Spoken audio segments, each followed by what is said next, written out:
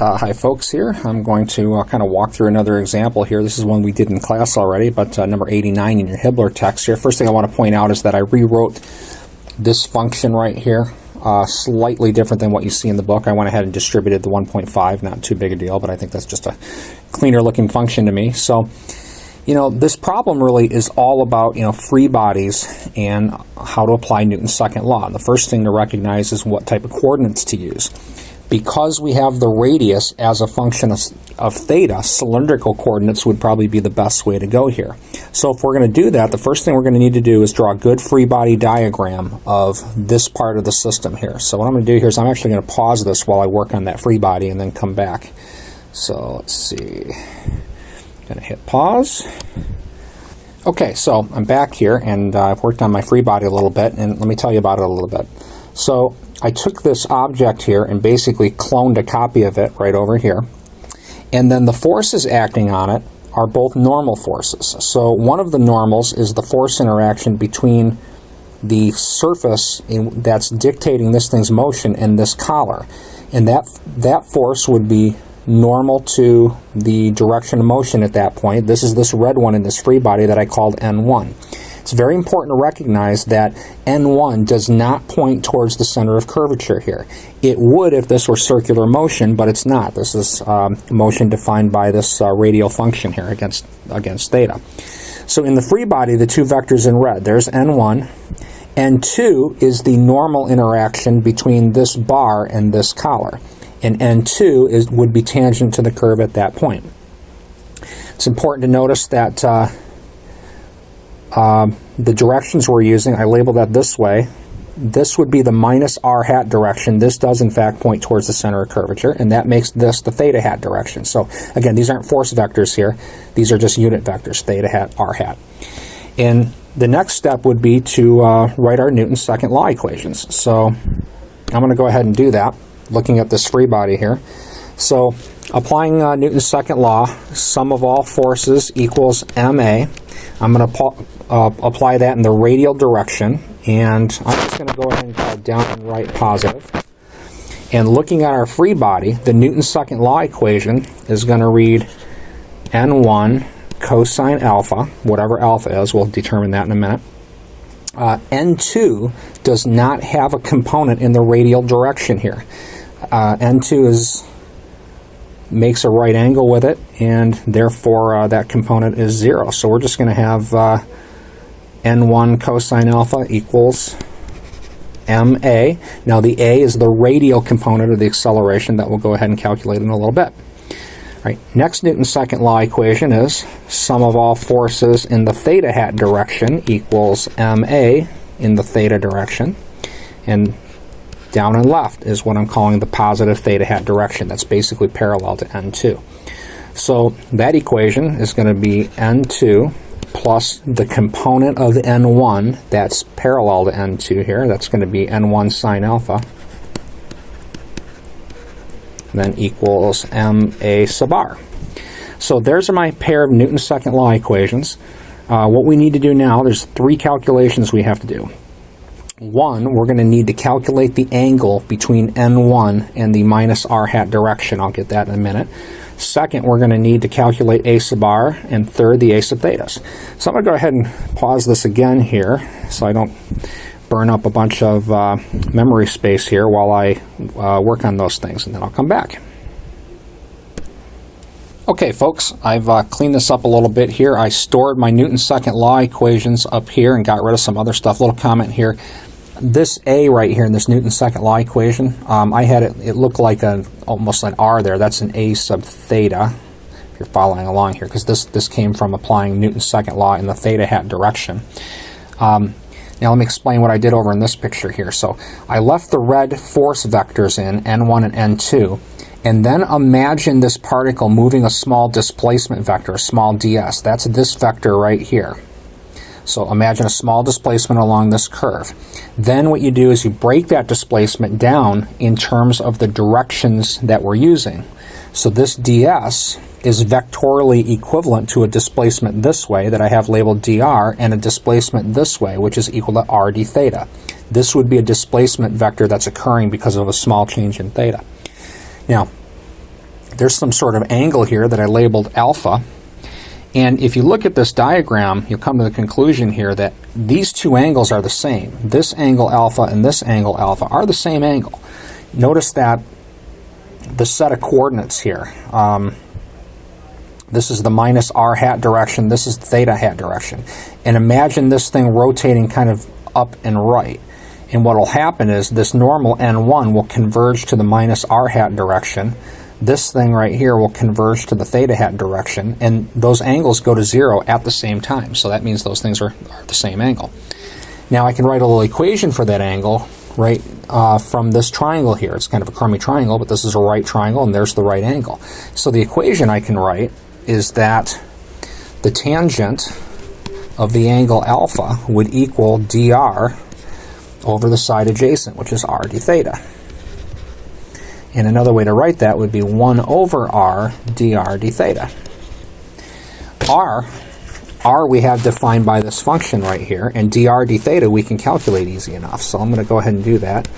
Dr d theta is equal to, looking at this function, keeping in mind that the 3 is constant, positive 1.5 sine theta, differentiating that with respect to theta. So tangent of alpha is going to equal 1 over r, and r, keep in mind, is equal to 3 minus 1.5 cosine theta, and then times dr d theta, which is 1.5 sine theta. And if we put in values for theta here and then take the inverse tangent of this, I get an angle alpha of, same thing we got in class, 19 something, I believe. 19.1 degrees. So I'm going to stop here and clean this up a little bit and walk a little further through the solution.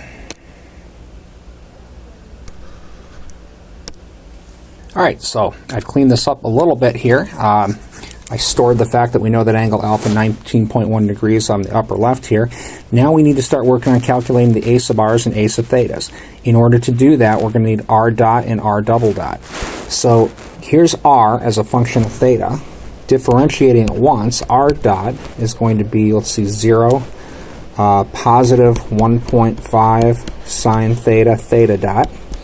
Keeping in mind that in this derivative here, this is a time derivative, whereas the previous one we were calculating was a theta derivative. So in this context here, taking a time derivative, theta is time dependent. That's why we have to differentiate that sucker, chain rule. And let's see, next step, r double dot. Hit this thing with the derivative again, 1.5. However, here we have to be a little cautious. We have a product of two functions, so this we have to product rule. So the derivative of this term is going to be cosine theta, theta dot, times this guy. So that's going to give us a theta dot squared. And then the derivative of this term is going to be theta double dot times sine theta. So hopefully I've differentiated that right. I'm going to run through that again here. So the derivative of the first, the derivative of sine theta is going to be cosine theta, theta dot, right? And then times the second, plus the derivative of the second, theta double dot, times the first. So that gives me my r dot and my r double dot. Now in this problem, I believe it says that the angular velocity of 5 radian per second is constant. So that makes theta double dot 0. This term is just gone. So I will not worry about that. So now to calculate the a sub r's, let's see, a sub r, if I remember this right, is equal to r double dot plus r theta dot squared. And we put in numerical values into this, and we get, let me see here,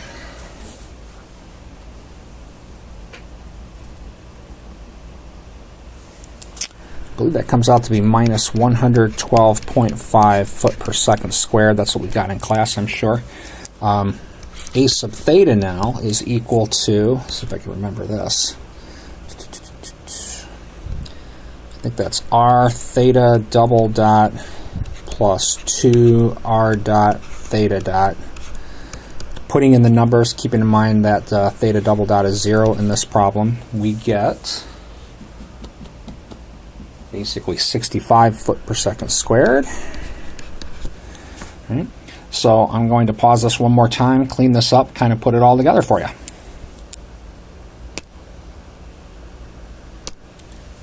All right, so I went ahead and put the values that we have into our Newton's second law equations. Now, the one change I want to make sure that you're clear of, we need to talk about this because this is easy to screw this up.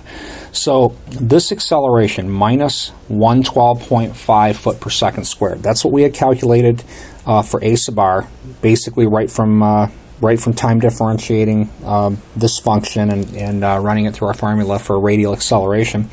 And you notice it comes out to be minus 112.5 foot per second squared. The minus sign is definitively giving us the direction of that acceleration. Outward is considered positive, so this minus sign means the acceleration is inward.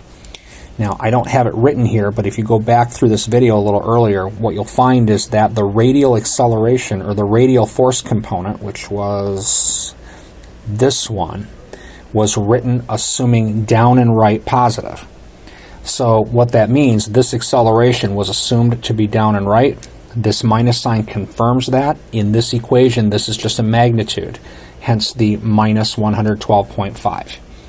Now, let's just say for the sake of example, we had calculated this acceleration to be positive 112.5. That would mean the acceleration is outward, and when we sub that into our Newton's second law equation, then we would put minus 112.5 because we had written this equation for inward positive. So anyway, we put these values in, solve for n1 and n2, and let's see, working these out, and I think we did this in class, but these values should come out to be 2.7 and 0.65. I think that was N1 was the 2.7 and then N2 the 0.65. Pound force, pound force. Another thing I'd like to point out, these masses, when we take 0.75 pounds and divide by 32, that converts it to slugs. And again, let me talk about that conversion a little bit. If something has a weight of 0.75 pounds, that means it has a mass of 0.75 pound masses, and the conversion factor to go back and forth between that is there is 32 pound masses per slug. So 0.75 over 32 converts that to slugs, which is the standard standard English unit for mass. So there's another example of how to apply Newton's laws in radial coordinates. I think that makes 3 now for you, so everybody have a great day.